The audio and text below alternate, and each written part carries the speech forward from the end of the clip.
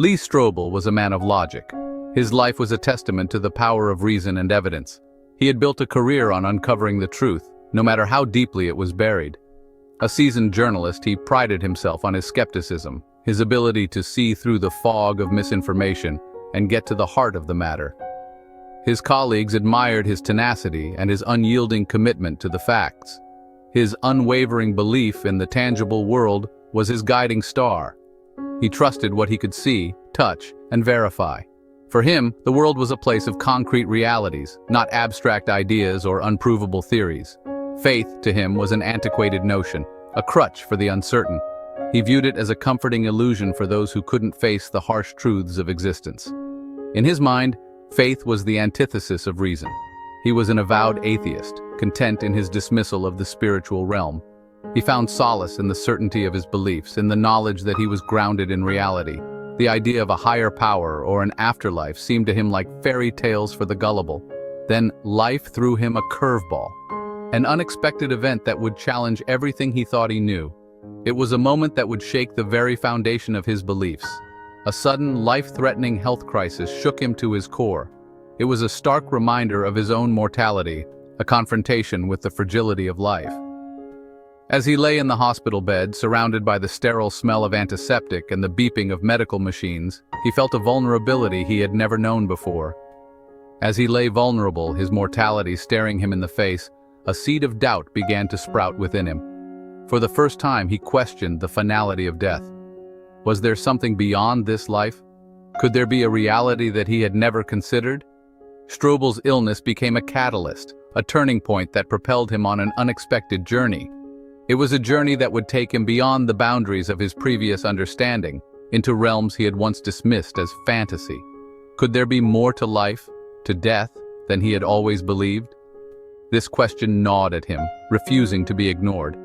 It was a question that demanded answers, answers that he was determined to find. The man who once scoffed at the supernatural found himself questioning everything he thought he knew. His skepticism, once a source of pride, now felt like a barrier to understanding. He realized that he needed to approach this new quest with an open mind.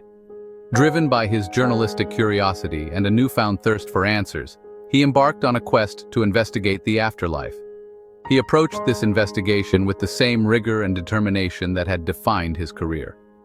He was on a mission to uncover the truth, whatever it might be. He devoured accounts of near-death experiences, meticulously dissecting them for inconsistencies, searching for logical explanations. He read books, attended lectures, and interviewed experts.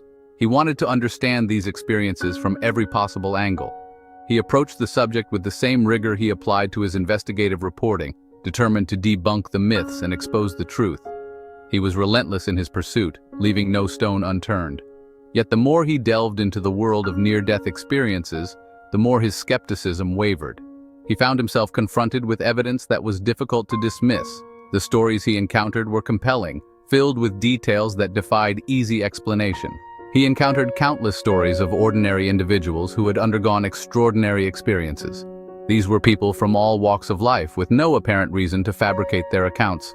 Their stories were consistent, often eerily similar despite their diverse backgrounds.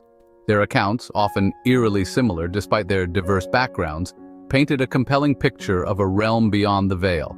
It was a picture that challenged his previous understanding of reality, a picture that suggested the existence of something more. Strobel, the hardened skeptic, found himself wrestling with a profound possibility. Could these experiences be genuine glimpses into the afterlife, proof of a heaven and hell he had long dismissed?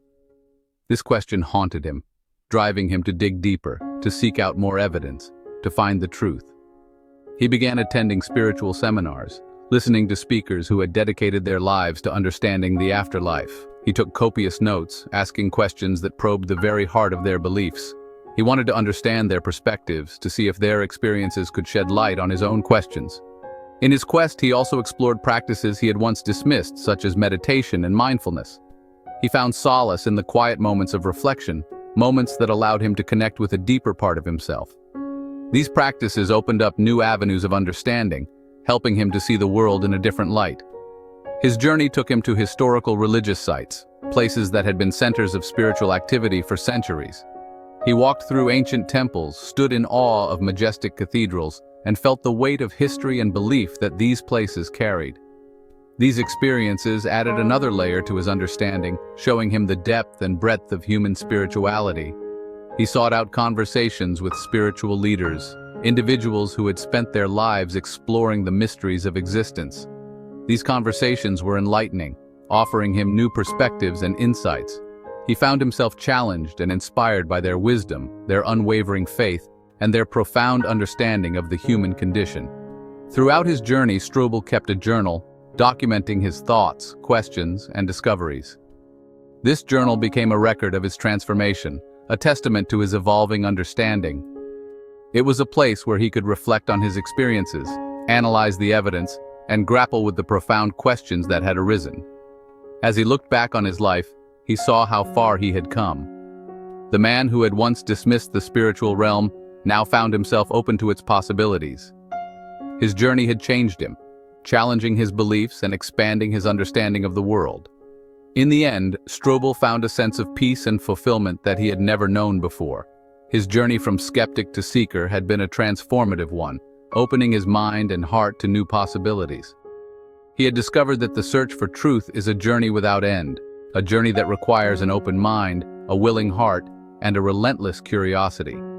And so, with a newfound sense of purpose, he continued his quest, knowing that the answers he sought were out there, waiting to be discovered. His journey was far from over, but he was ready for whatever lay ahead, armed with the knowledge that the search for truth is the greatest adventure of all. While grappling with these questions, Strobel had his own brush with the supernatural. It was during a period of intense questioning and soul-searching that he began to notice things that were out of the ordinary. These weren't grand, dramatic events that one might expect from a supernatural encounter, but rather a series of small, seemingly insignificant occurrences that, when pieced together, formed a pattern too uncanny to ignore. It wasn't a dramatic out-of-body experience, but a series of seemingly insignificant events that, taken together, formed a pattern too uncanny to ignore. These events were woven into the fabric of his daily life, almost as if they were meant to be overlooked. Yet they stood out to him, each one a small nudge that something greater was at play. He began noticing a string of coincidences, events that defied logical explanation and seemed to point towards a guiding hand. It was as if the universe was trying to communicate with him, using the language of synchronicity. Each coincidence, each unexpected event seemed to be a piece of a larger puzzle, urging him to look deeper. Messages appeared in unexpected places, seemingly tailored to his specific doubts and anxieties. A note left on his desk, a text message from an unknown number, a phrase overheard in a crowded room. All of these seemed to speak directly to his inner turmoil. They were not just random occurrences, they felt intentional, as if someone or something was reaching out to him. He felt an undeniable presence, a comforting warmth that enveloped him during moments of uncertainty. This presence was not just a fleeting sensation, it was a constant companion, providing solace and reassurance when he needed it most. It was as if he was being cradled by an invisible force, one that understood his fears and offered him peace. One particularly vivid dream left an indelible mark on his psyche. In this dream, he found himself in a place that felt more real than reality itself. The colors were more vibrant, the air more fragrant, and the emotions more intense. It was a place that seemed to exist beyond the physical world, a realm of pure experience and sensation. He found himself in a serene meadow, bathed in a warm, ethereal light. The meadow was unlike any place he had ever seen, a landscape of perfect beauty and tranquility. The light that bathed the meadow was not just warm, it was alive, pulsating with a gentle energy that seemed to infuse everything it touched. A sense of overwhelming peace washed over him, a feeling of belonging he had never experienced before. It was as if he had finally found his true home, a place where he was accepted and loved unconditionally. This feeling of peace was not just an absence of conflict. It was a profound sense of harmony and unity with everything around him.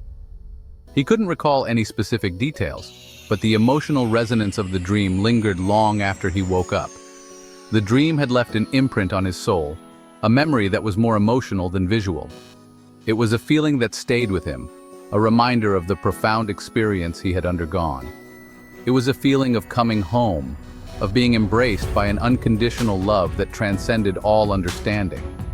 This love was not just an emotion, it was a state of being, a fundamental truth that underpinned the very fabric of existence.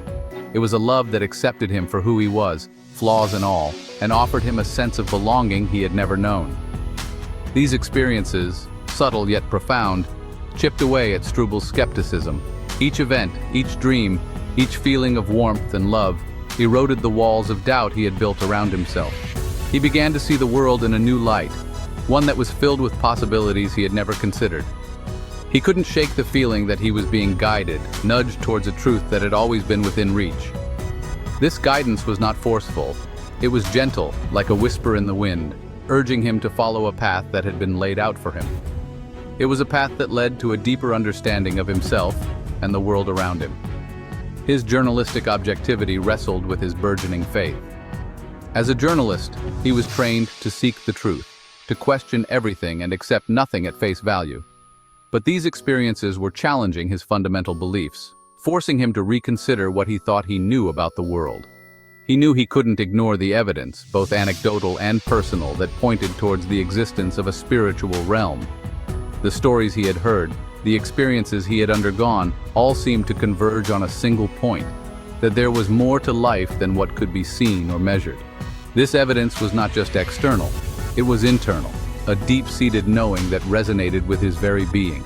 The man who once sought to disprove the afterlife now found himself on the cusp of belief. He stood at the edge of a new beginning, a horizon filled with possibilities he had never imagined. It was a journey that had taken him from skepticism to faith, from doubt to understanding.